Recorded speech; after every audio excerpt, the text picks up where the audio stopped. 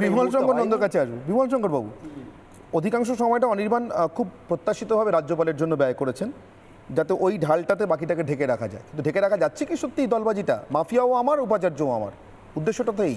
না, আমার হলে সবাই আমার, মাফিয়া থেকে উপাচার্য সব আমার, চারিদিকে যা দেখি সব আমার, কোনোটা বাইরে কাউকে দেবো না। সমস্ত পঞ্চায়েত আমার, সমস্ত পুরসভা আমার, সব টাকা আমার, সব খাবো। ওই খেতে খেতে খেতে খেতে আমার একটা জায়গায় পৌঁছচ্ছে, একটা রাক্ষসে খিদে, সব গিলতে হবে আমাকে।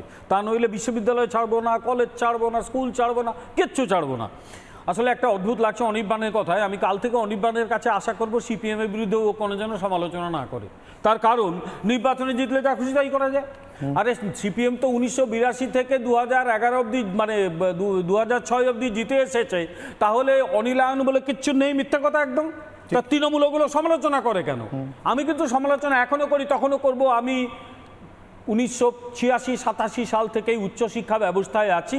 আমি রিক্রুটমেন্ট কিভাবে হয়েছে, উপাচার্য কিভাবে নিযুক্ত হতো সেটা আমি জানি, সেই আলোচনা করব না। তাই অনিলায়নটা তুলে দেওয়ার মতো ব্যাপার নয়। কিন্তু আমার এই ভণ্ডামো খারাপ লাগে তৃণমূলের, তখন অনিলায়ন বলে চাচাবো, আর এখন নিজের তার চেয়ে অনেক খারাপ কাজ করব, এটা খুব অন্যায়।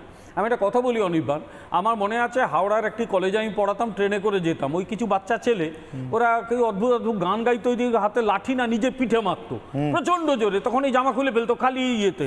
আমার খুব কেমন অদ্ভুত লাগতো যে এরকম মারে কি করে, অদ্ভুত আওয়াজ। একদিন ডেকে দেখি তুই জামাটা খুলতো, দেখলাম যেখানে মারে না কালো দাগ হয়ে গেছে। আর তুই তোর লাগে না বলে, কম লাগে, ওই দাগ হয়ে গেছে বলে। আমার মনে হচ্ছে সরকারের গালে কালো দাগ হয়ে গেছে, মার খেতে খেতে আর লাগেও না। মানে সরকারটা এত নির্লজ্জ, যারাই সরকারটা চালায় এত মার খায়, তারপরেও তারা কিন্তু যায়। তা নইলে আমি তবু উপাচার্যের ব্যাপারটা বুঝি, সে নিয়ে লড়াই করলে অন্য আলোচনা হতে পারতো। শাহজাহানকে বাঁচানোর জন্য কেউ সুপ্রিম কোর্টে যায়, যেতেই পারে। যে দল পরিচালিত সরকার, সে যদি সারদা নারদা সব কিছু থেকে সিবিআইকে দূরে রাখতে সুপ্রিম কোর্ট অব্দি দৌড়ে তোমার আমার কোটি কোটি টাকা জলে দিতে পারে, শাহজাহানকে বাঁচাতে পারে। ফলে আসলে শাহজাহান বা উপাচার্য কোথাও মিলেমিশে এক হয়ে যায়, কারণ এরা তো এই শাসক দলের একেবারে বিভিন্ন রকম মানে দিকের প্রতিনিধিত্ব করে। আমরা অদ্ভুত জায়গায় বাস করছি অনির্বাণ। এখানে মন্ত্রীরা জেলে থাকে, সেই দলটা বিন্দুমাত্র লজ্জা পায় না। তারা মনে করে যে ওটা নাকি তাদের ব্যক্তিগত কাজ। এখানে উপাচার্য এখন জেলে থাকে। নর্থ বেঙ্গলে যেই উপাচার্য ছিলেন, তিনি কবে জেল থেকে বেরোবেন, আদৌ তার জীবন দশায় বেরোতে পারবেন কিনা কেউ জানে না। তারপরেও এরা কিন্তু দাঁত বার করে হাসে যে ওটা ওনার ব্যক্তিগত ব্যাপার। কোনটা ব্যক্তি, কোনটা সমষ্টি, কোনটা ব্যষ্টি, এই দলটা পুরো গুলিয়ে দিয়েছে। সবকিছু গুলেছে, তার কারণ একটাই, পয়সার জন্য।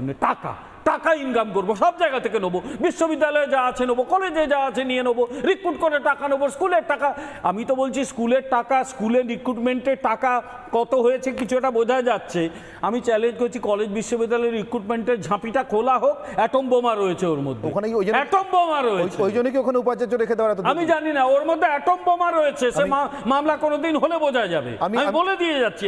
আমি শতরূপের কাছে আসবো, কারণ বিমল শঙ্করবাবু একটা অদ্ভুত কথা বলছেন, একদম মানে তার বক্তব্যের একদম শেষ দিকে। এখন যেটা বলছেন সেই প্রসঙ্গেই বলছি যে বিমল শঙ্করবাবু বলছিলেন যে সবটা আমার, সবটাকে রাখতে হবে, আমার কুক্ষিগত করে রাখতে হবে। সেটা বলতেই বলছিলেন যে শাহজাহানের কথা। কিন্তু আমার প্রশ্ন এখানে শতরূপ একটা, 6 বছরের জন্য বহিষ্কৃত শাহজাহান তৃণমূলের কতটা আপন হতে পারে? উপাচার্য তাও বুঝলাম, এই যে কলেজ বিশ্ববিদ্যালয় কি সব দুর্নীতি, শাহজাহানের কাছে কি আরও কিছু আছে, সবটা নেওয়া হয়নি?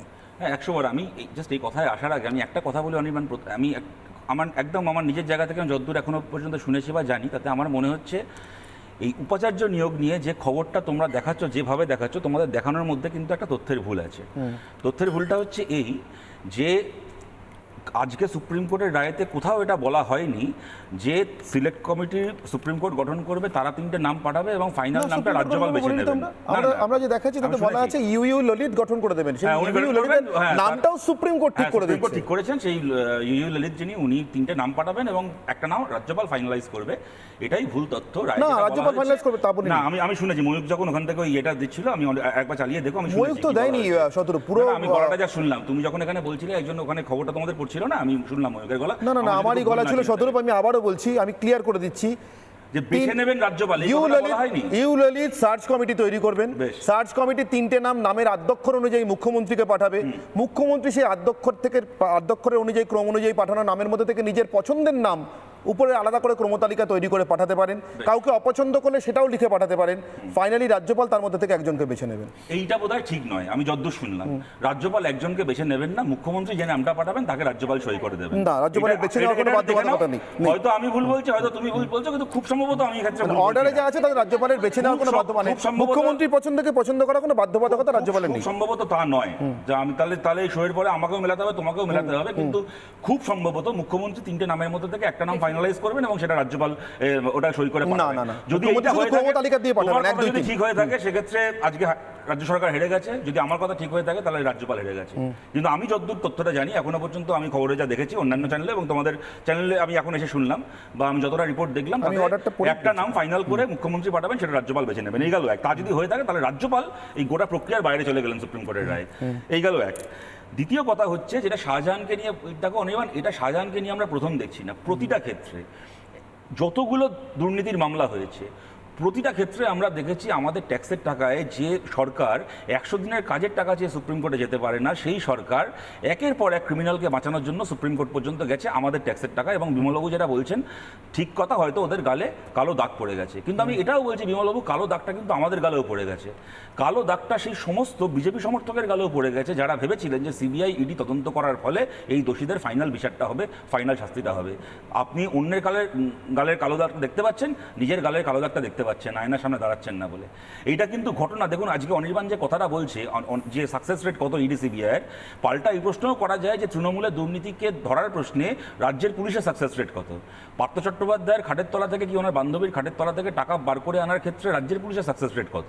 আজকে শাহজাহানের এই ঘটনা আমরা জানতে পারলাম কোত্থেকে, যদি জ্যোতিপ্রিয় মল্লিককে ইডি গ্রেপ্তার না করতো, সেই ক্লু ধরে যদি ইডি শাহজাহানের বাড়িতে না যেত, বা আমি বলছি এই অবধিও হতো, শাহজাহানের বাড়িতে গিয়ে যদি শাহজাহানকে নিয়ে চলে আসতে পারতো, যদি ওখানে ইডিকে প্রথম দিন ওই পাল্টা মার না খেতে হতো, তাহলে শাহজাহানকে কেন্দ্র করে আমি যদি আজ নারীদের ওপর অত্যাচারের কথা, তৃণমূল বলবে যে আমাদের কাছে ভিডিও পেয়ে গেছি, এই কি ওদের বিজেপির কোন ব্লক সভাপতি কি বলেছে, আমি যদি ওই প্রসঙ্গটা সরিয়েও রাখি, জমি দখল থেকে শুরু করে ভেরি লুট থেকে শুরু করে এগুলো তো অভিযোগগুলো তো মিথ্যে নয়। তার বিরুদ্ধে তো রাজ্যের সরকারই ওখানে পুলিশ ক্যাম্প বসিয়ে লোককে জমি ফেরত দিয়েছে। অর্থাৎ শাহজাহান যে ওখানে মাফিয়াতন্ত্র চালিয়েছে এই নিয়ে কোনো মিথ্যে নেই।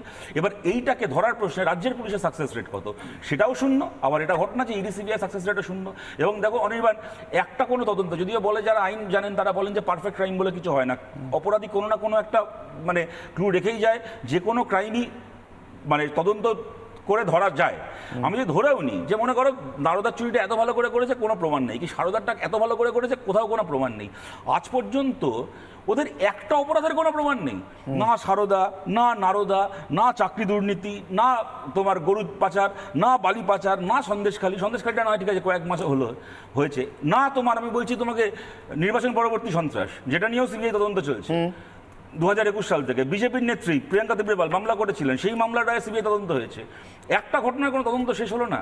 এই মানে আমি বলছি একটা পারলো না সিবিআই, দুটো পারলো না, একটাও পারে না। তোমরা কেউ এটা বিশ্বাস করো, আমরা কেউ এটা বিশ্বাস করি এটা এমনি এমনি হয়? আরে ভাই, সারদায় চুরি গেছিল টাকা সাধারণ মানুষের, চাকরি চুরি হয়েছে সাধারণ ছেলে মেয়েদের, সন্দেশখালিতে সাধারণ মানুষের ওপর অত্যাচার হয়েছে। কিন্তু পোস্ট পোল ভায়োলেন্সে তো বিজেপির নিজের ঘরের লোক মারা গেছে, বিজেপির নিজের দলের কর্মী মারা গেছে, নিজের কর্মীর মা মারা গেছে, তোমার আপনজনের প্রাণ চলে গেছে। তোমার আপনজনের যে প্রাণটা চলে গেল তারও কোনো তদন্ত সিবিআই ইডি শেষ করলো না। সুতরাং আমি এটাই বলছি যে গালে কালো দাগ আমাদেরও আছে। আজকে এটা আমাদের দেখো, মমতা বন্দ্যোপাধ্যায় সরকারের যে চরিত্র আজকে আমরা দেখছি, এটা আমরা নতুন করে দেখছি না। যে সাকসেস রেট নিয়ে কথা হয়, অনেক সাকসেস রেটের প্রশ্ন চলে আসতে পারে। কল্যাণ ব্যানার্জির সাকসেস রেট কত রাজ্য সরকারকে ডিফেন্ড করার প্রশ্নে? এবার পাড়ার কোর্ট থেকে শুরু করে সুপ্রিম কোর্ট পর্যন্ত যে কটা মামলায় গেছেন সিবিআই তদন্ত আটকাতে, আমাদের ট্যাক্সের টাকায় শাসক দলের একজন এমপি সরাসরি রাজ্যের সরকার থেকে এক্সচেকার মানিতে তিনি তার প্রফেশনাল রেমুনারেশন পেয়েছেন। এরা ফিরদৌস শামীমকে নিয়ে বলে, এরা সব্যসাচীকে নিয়ে বলে, এরা বিকাশ ভট্টাচার্যকে নিয়ে বলে, এরা তো বেসরকারি আইনজীবী, এদের কাছে লোকে গেছে, একজন ব্যক্তি মানুষ তাদেরকে তাদের প্রফেশনাল ফি, আমি যা শেষ করে নিই, আর 2 মিনিট লাগবে, তাকে তার প্রফেশনাল ফিস দিয়েছে। কল্যাণ ব্যানার্জিকে তো কোনো ব্যক্তি মানুষ তার পকেট থেকে প্রফেশনাল ফিস দিচ্ছে না, তাকে তো রাজ্যের সরকার আমাদের ট্যাক্সের টাকা থেকে টাকা দিচ্ছে। শাহজাহানের পকেট থেকেও টাকা যাচ্ছে না, মমতা ব্যানার্জির পকেট থেকেও যাচ্ছে না। সেই কল্যাণ ব্যানার্জির সাকসেস রেট কত? আমাদের টাকায় মামলা লড়ে কোন মামলায় সাকসেসফুল হয়েছে রাজ্য অব্দি? সুতরাং এইগুলো বলতে গেলে অনেক কথা চলে আসে। মুশকিলটা হচ্ছে কি, ভোটে তৃণমূল জিতে গেছে এটা ঘটনা, প্রতিটা প্রশ্নের এটা উত্তর হতেই পারে যে মানুষ জবাব দিয়ে দিয়েছে, কিন্তু ঘটনা হচ্ছে আমাদের জিতে যাওয়ার অহংকার বোধ আমাদের মধ্যে যতটা আছে, আমাদের জিতে যাওয়ার ফলে যে প্রাপ্ত দায়িত্ববোধের যদি শিকিভাগ তার আমাদের মধ্যে থাকতো, তাহলে কি সব কথাটা এটা উত্তর হতে পারতো? কথাটা তো ঠিক যে রাজ্যপাল হচ্ছে, ও একটা কথা বললো আমি দেখলাম যে জনগণের কাছে দায়বদ্ধতা, থাকে নির্বাচিত সরকারের। ঠিক কথা, রাজ্যপালের কোনো দায়বদ্ধতা নেই, রাজ্যপালকে আমরা কেউ নির্বাচিত করিনি। ভারতের একটা সংবিধানের একটা আইনের প্রভিশনে সে রাজ্যপালে বসে আছে, তাকে তার বাড়ির লোকও ভোট দিয়ে রাজ্যপাল করেনি, কিন্তু রাজ্যের বেশিরভাগ মানুষ ভোট দিয়ে মমতা বন্দ্যোপাধ্যায়কে মুখ্যমন্ত্রী করেছেন। সুতরাং মানুষের কাছে জবাব দেওয়ার দায়টা রাজ্যপালের নয়, জবাব দেওয়ার দায়টা মমতা বন্দ্যোপাধ্যায়। প্রতিবার যদি এইটা আমার যুক্তি হয়ে থাকে যে ভাই তোমরা আমাকে জিতিয়েছো, আমি ক্ষমতায় আছি, আমি 100 দিনের কাজের টাকা চেয়ে সুপ্রিম কোর্টে যাব না, আমি শাহজাহানকে আড়াল করতে চাই, আমি সুপ্রিম কোর্টে যাব, তার যদি উত্তর এটা হয় যে আমরা জিতে গেছি, ভালো কথা, জিতে গেছে, অভিনন্দন। আমি